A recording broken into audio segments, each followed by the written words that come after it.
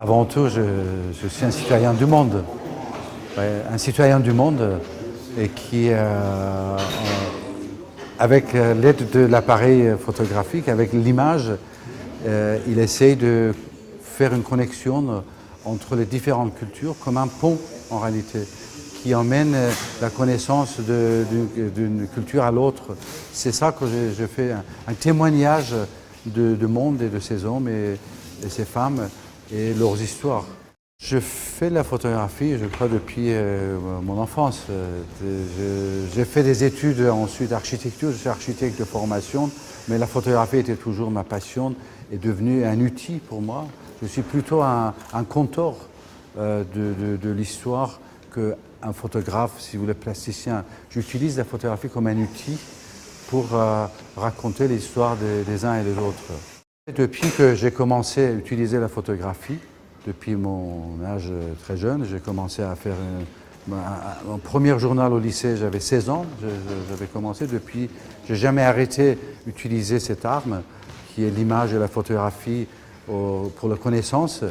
Et certes, j'étais arrêté, j'étais en prison, j'étais torturé, j'étais en exil, il y a beaucoup de portes qui sont fermées, j'ai eu des menaces, je continue à en avoir. Mais quand je vois le résultat de ce travail que je fais, quand je vois comment dans le XXIe siècle l'image devient un vecteur important et elle est en train de continuer à créer un monde meilleur, ma personne et tout ce que je subis, ça devient une deuxième pour moi. Ce n'est pas la photographie qui change le monde, c'est les gens qui voient et les gens qui sont imprégnés, qui sont émus par ce qui est dans une photographie, c'est eux qui vont changer le monde. Donc pour moi, la photographie, ce n'est qu'un outil de connecter avec ce monde, avec ces gens, et qu'une fois qu'ils ont vu ces images, ils étaient captivés ou émus par ce qui est dedans, et ben, la réflexion, ça vient après l'émotion. Et réflexion, ça amène action ensuite. Donc vous voyez, c'est ces gens-là qui vont changer, pas la photographie.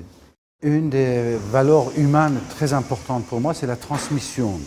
Cette transmission, chacun dans son métier, ça existe dans la famille, les parents qui transmettent quelque chose à leurs enfants, ou les artistes qui transmettent avec leurs œuvres, ou la formation directe que je fais avec une population qui sont de plus en plus des populations jeunes et dans les sociétés, je dirais les sociétés qui sont un peu en difficulté, que ce soit des banlieues, que ce soit les pays en guerre, parce que finalement, c'est grâce à ces gens qui ont été formés à utiliser ces outils qui vont devenir eux-mêmes le vecteur de changement, qui vont devenir eux-mêmes aussi de créer des liens entre les peuples.